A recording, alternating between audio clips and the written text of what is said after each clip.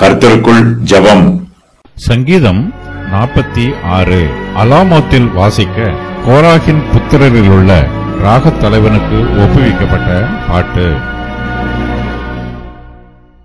தேவன் நமக்கு அடைக்கலமும் பெலனும் ஆபத்து காலத்தில் அனுகூலமான துணையுமானவர்.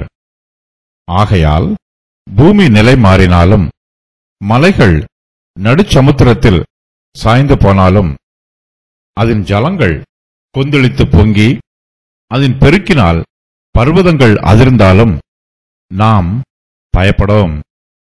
ஒரு நதியுண்டு, அதன் நீர்க்கால்கள் தேவனுடைய நகரத்தையும் உன்னதமானவர் வாசம் பண்ணும் பரிசுத்த ஸ்தலத்தையும் சந்தோஷிப்பிக்கும்.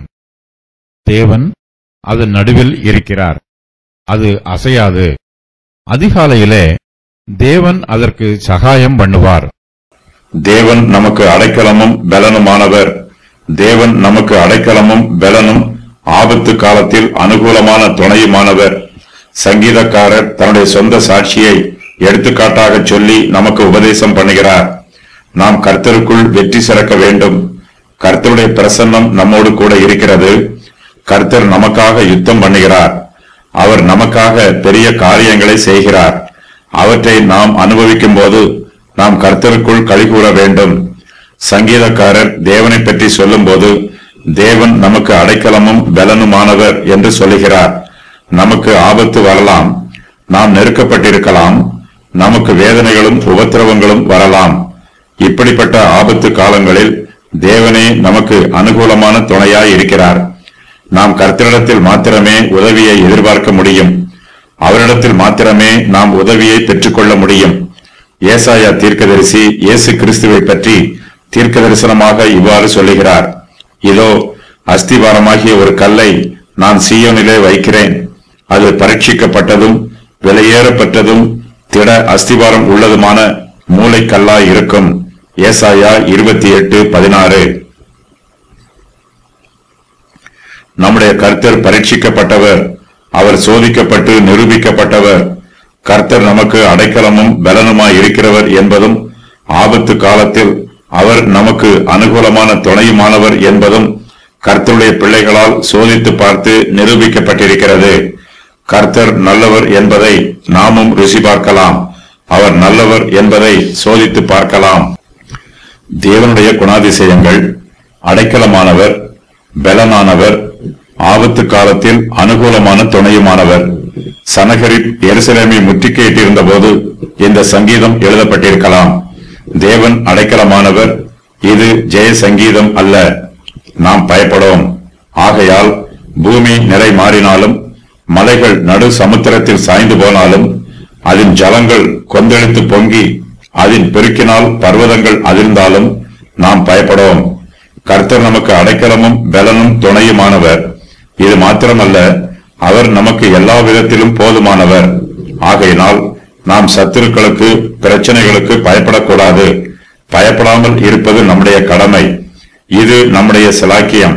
நம்முடைய விசுவாசம் கர்த்தருக்குள் நிலைத்திருக்கிறது என்பதற்கும், நம்முடைய மனச்சாட்சி சுத்தமாய் இருக்கிறது என்பதற்கும், நம்முடைய இருதயம் கர்த்தருக்கு முன்பாக நேர்மையாய் இருக்கிறது என்பதற்கும் நாம் பயப்படாமல் இருப்பதே அடையாளமாகும்.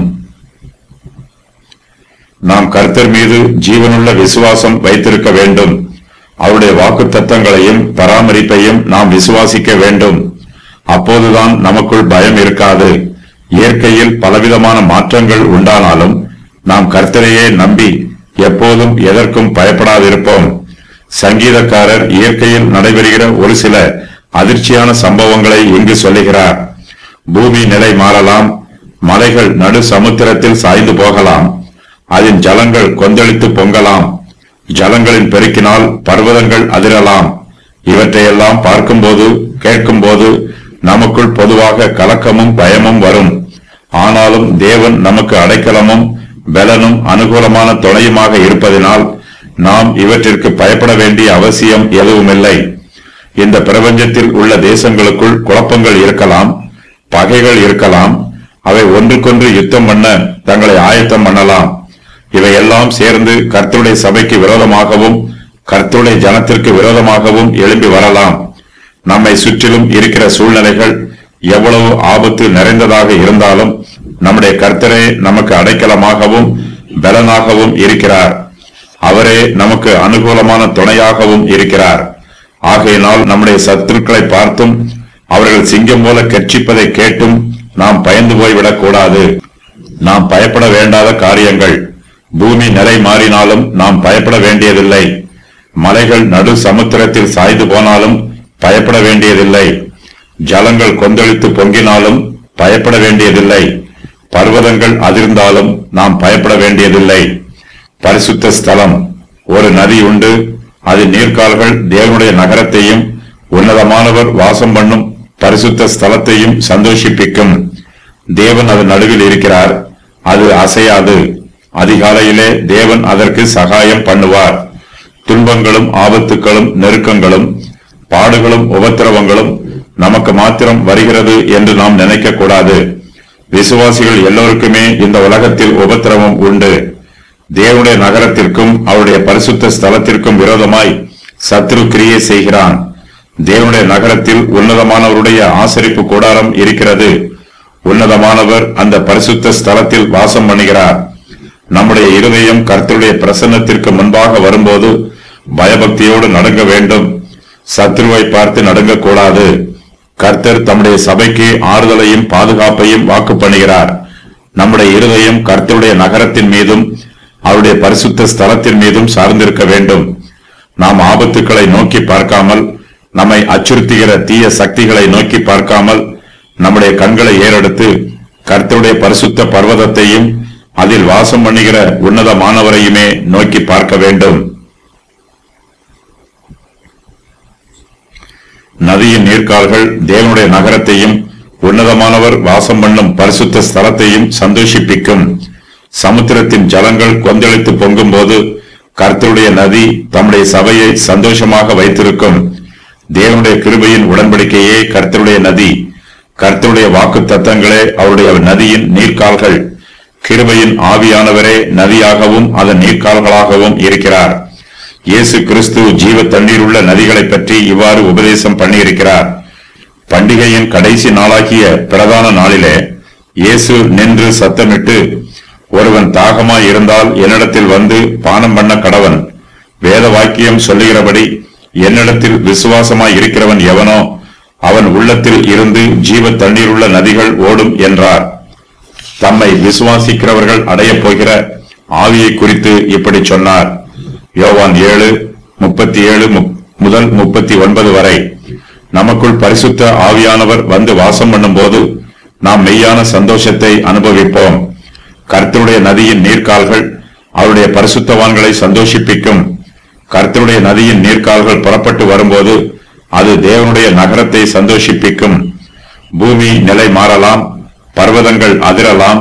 இவற்றிற்கு மத்தியிலும் தேவனுடைய நகரம் சந்தோஷமாயிருக்கும். வானத்திலும் பூமியிலும் கொந்தளிப்பு உண்டானாலும் பர்வதங்கள் அதிர்ந்தாலும் நம்முடைய கர்த்தர் நமக்கு நடுவில் இருக்கிறார். பூமி நிலை மாறினாலும் மலைகள் சமுத்திரத்தில் சாய்ந்து போனாலும் அதன் ஜலங்கள் கொந்தளித்து பொங்கினாலும் அதன் பெருக்கினால் பர்வதங்கள் அதிர்ந்தாலும் நம்முடைய தேவன் அதன் நடுவில் இருக்கிறார். அது அசையாது. தேவன் அதற்கு சகாயம் பண்ணுவார். இந்த உலகத்திற்கு பலவிதமான பிரச்சனைகள் வந்தாலும் இந்த உலகத்தில் இருக்கிற கர்த்தருடைய சபை அசைக்கப்படாது. அது அழிந்து போகாது. அது எப்போதும் ஜீவனுள்ளதாக இருக்கும். இந்த உலகமே அழிந்தாலும் கர்த்தருடைய சபை நிலைத்து நிற்கும். பூமி நிலை மாறினாலும் கர்த்தருடைய சபை அசையாமல் நிலைத்து நிற்கும். நம்முடைய கர்த்தரே சபைக்கு தலைவர். அவர் தம்முடைய சபையை பாதுகாத்துக் கொள்கிறார். தம்முடைய சபைக்கு ஆபத்து காலம் வரும்போது கர்த்தரே தம்முடைய சபைக்கு அடைக்கலமாகவும் பலனாகவும் அனுகூலமான துணையுமாக இருக்கிறார். கர்த்தர் சகாயம் பண்ண ஏற்ற வேளையில் வருவார். தேவன் அதிகாலையிலே தம்முடைய சபைக்கு சகாயம் பண்ணுவார். விசுவாசிகளாகிய நமக்கு கர்த்தரே அடைக்கலமாக இருக்கிறார். தமிழத்தில் அடைக்கலமாக வந்திருக்கிற நமக்கு கர்த்தரே அனுகூலமான துணையாக இருக்கிறார். எல்லா காலங்களிலும் கர்த்தரே நமக்கு துணை. அவரே நமக்கு அடைக்கலம். அவரே நமக்கு பலன். நமக்கு பிரச்சனைகள் அதிகரித்தாலும் ஆபத்துக்களும் நெருக்கங்களும் விரைந்து வந்தாலும் நாம் கர்த்தருடைய சமூகத்தில் அடைக்கலம் பெற்றுக்கொள்ள வேண்டும். கர்த்தரை துணையாக கொண்ட ஜாதி பாக்கியம் உள்ளது. கர்த்தர் நமக்கு ஏற்ற வேளையில் சகாயம் கொடுப்பார்.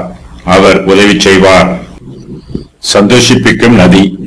கிறிஸ்துவின் வருகையின் போது தேவனுடைய ஆலயத்தில் இருந்து இது பாய்ந்து ஓடும்.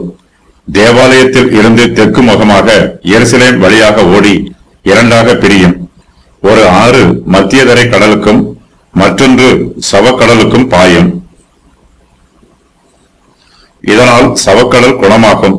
மத்தியதரை கடலில் இருந்து திரளான மீன்கள் சவக்கடலுக்கு வரும். புதிய எருசலேம் பூமிக்கு வரும்போது தேவாலயத்தில் இருந்து பாயும் நதியாகவும் இந்த நதி இருக்கலாம். சந்தோஷிப்பிக்கும் நதி வருங்காலத்தில் நிறைவேறும் என்பதற்கு காரணங்கள்.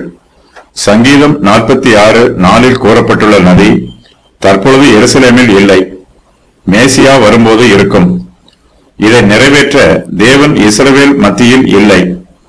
வசனம் 6 கூறப்பட்டுள்ள காரியம் இஸ்ரவேலின் வரலாற்றில் இதுவரையிலும் நடைபெறவில்லை. அர்மகதோன் யுத்தத்தில் தேவன் தமது சத்தத்தை முழங்க பண்ணுவார். சங்கீதம் 46:8 கூறப்பட்டுள்ள பால்கடிப்புகள், முத்திரைகள், எக்காலங்கள் ஆகியவற்றால் உண்டாகும். யுத்தங்கள் எப்போது ஓயும்? கிறிஸ்துவின் 2ஆம் வருகையிலும் 1000 வருஷ அரசாட்சியிலும் கர்த்தர் யுத்தங்களை ஓய பண்ணுவார். 1000 வருஷ அரசாட்சி வரும் வரையிலும் ஆயுதங்கள் அழிக்கப்படுவதில்லை. மேசியா வரும் வரையிலும் இஸ்ரவேல் தேவனை அறியாது. 1000 வருஷ அரசாட்சியில்தான் கர்த்தர் ஜாதிகளுக்குள்ளே உயர்ந்திருப்பார்.